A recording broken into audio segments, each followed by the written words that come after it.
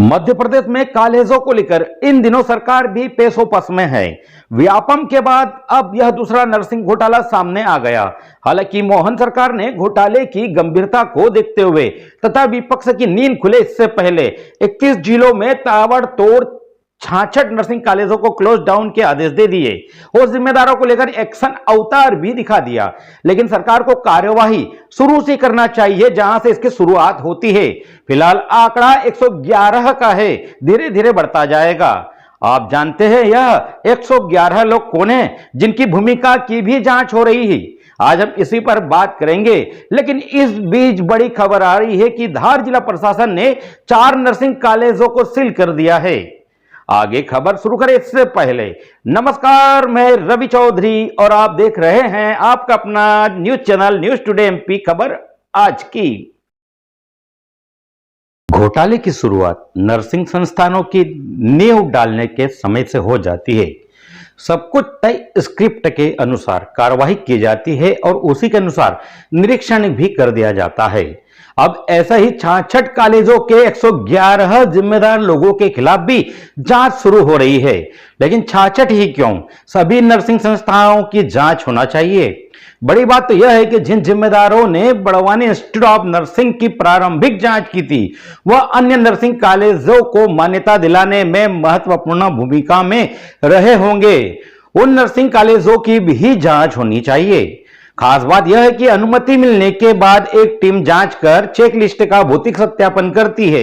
लेकिन nursing council के अधिकारियों ने 300 से ज्यादा कॉलेजों में नियमों का पालन नहीं किया। अब मामला उजागर होने पर पुरानी फाइलें खंगाली जा रही है। प्रदेश के नर्सिंग कॉलेजों को बंद किया जा रहा है। बता दें, प्रदेश के नर्सिंग घोटाला वर्ष 2021 में सामने आया। शिकायत के आधार पर हुई जांच, आरोप लगे कि नियमों को ताक में रखकर कॉलेजों को मान्यता दी गई। किराए के भवन में 2-3 कमरों में नर्सिंग कॉलेज चल रहे हैं। न तो कॉलेज में लैब है और न ही 100 बिस्तर का अस्पताल है। कई कॉलेज में तो फैकल्टी व स्टाफ का ही पता नहीं। सब कुछ कागजों पर अभी भी जारी है। आइए हम बताते हैं कैसे इन नर्सिंग कॉलेजों को मान्यता मिलती है, कैसे इसका सत्यापन होता है। नर्सिंग कॉलेजों की शुरुआत के लिए तमाम जरूरी व मूलभूत आवश्यकताओं को पूरा करने के बाद नर्सिंग काउंसिल के अधिकारी 3 सदस्यीय टीम बनाते हैं, जिसमें सरकारी नर्सिंग कॉलेज के प्रिंसिपल रैंक के अधिकारी शामिल होते हैं और चौथा सदस्य जो क्षेत्र का एसडीएम या तहसीलदार हो सकता है, प्रस्तुत दस्तावेजों का संयुक्त सर्वेक्षण और निरीक्षण करता है। बाद में वे परिषद को अपनी रिपोर्ट सौंपते हैं।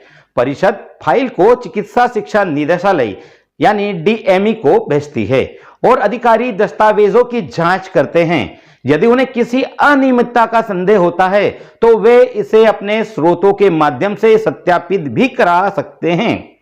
इसके बावजूद इतना बड़ा घोटाला सामने आया, मतलब इसमें सबसे बड़े गुनहगार वह लोग शामिल है जो शुरुआती दस्तावेजों की जांच में शामिल थे।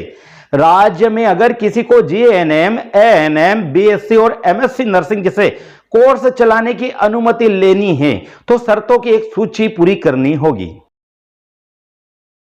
मध्य प्रदेश नर्सिंग काउंसिल द्वारा तय किए गए पैरामीटर मान्यता पाने के लिए नर्सिंग काउंसिल की ओर से करीब 8 मानक तय किए गए हैं। लेकिन घोटाले में माफिया नेताओं और अफसरों के गठजोड़ के चलते राज्य सरकार ने नए नर्सिंग शिक्षा और संबद्धता 2024 में पुराने मानदंडों को समाप्त कर दिया था। इस पर हाई कोर्ट ने स्पष्ट किया कि पुराने नियमों से ही 2024-25 सत्र के लिए मान्यता प्रक्रिया पूरी की जाएगी। एक नजर उन नियमों पर जिनको नर्सिंग घोटाले में शामिल माफियाओं के लिए बदल दिया गया। लेकिन सीबीआई की जांच में तात्कालीन समय में यह नर्सिंग कॉलेज उन मानकों पर खरे उतर रहे थे या नहीं, इसको लेकर नए सिरे से जांच में इन पहलुओं को शामिल किया जाना चाहिए। जैसा कि पहले 30 छात्रों के लिए व्याख्यान कक्ष 600 वर्ग फुट का होना चाहिए था। कॉलेज का कुल क्षेत्रफल 23,000 वर्ग फुट होना था। नर्सिंग फाउंडेशन प्रयोगशाला के लिए 1500 वर्ग फुट, दाईं ओर बाल स्वास्थ्य के लिए 900 वर्ग फुट और पोषण अनुभाग के लिए प्रयोगशाला स्थापित करने के लिए 900 वर्ग फुट क्षेत्र अलग से होना चाहिए था। प्रत्येक 30 छात्रों के लिए एक सहायक प्रोफेसर और शिक्षक होना चाहिए थे। 3000 वर्ग फुट का बहुउद्देशीय हॉल जिसे किराए पर भी लिया जा सकता था, जबकि इन कोर्स के लिए गणित, कला और वाणिज्य के छात्र भी पाठ्यक्रम में शामिल हो सकते थे। क्या आपको पता है वर्ष 2024 के लिए संशोधन करने के बाद की स्थिति क्या थी, या कहे संगठित गठजोड़ को कैसे फायदा पहुंचाने की कोशिश की गई थी, जिसे हाई कोर्ट ने रद्द कर दिया है। संशोधन में 8000 वर्ग फीट एरिया में कॉलेज का संचालन, नर्सिंग फाउंडेशन प्रयोगशाला केवल 900 वर्ग फुट क्षेत्र, अन्य पाठ्यक्रमों के लिए किसी समर्पित प्रयोगशाला की आवश्यकता ही नहीं, प्रत्येक 20 विद्यार्थियों पर केवल एक शिक्षक की आवश्यकता, मल्टीपर्पज हॉल का कोई उपयोग ही नहीं, केवल जीव विज्ञान स्ट्रीम के छात्रों को जीएनएम पाठ्यक्रम में शामिल होने की अनुमति दी गई थी। काफी कुछ नर्सिंग संचालकों को फायदा पहुंचाने या यूं कहें पुराने पाप छिपाने के लिए उनकी मन मर्जी के हिसाब से मानक तय कर दिए गए थे। अगर आप नर्सिंग या अन्य निजी कॉलेज से कोई कोर्स करने जा रहे हैं तो हमारा सुझाव है थोड़ा रुकिए, क्योंकि जिन नर्सिंग कॉलेजों के खिलाफ सीबीआई नए सिरे से जांच करने जा रही, कहीं वह दोषी पाए गए या क्लोज डाउन की नौबत आ गई तो आपका समय और पैसा दोनों बर्बाद हो जाएगा। साथ ही भ्रामक विज्ञापनों पर ध्यान न दे, मान्यता व वास्तविक फैकल्टी स्टाफ संबंधी सभी जानकारी लेकर ही एडमिशन ले।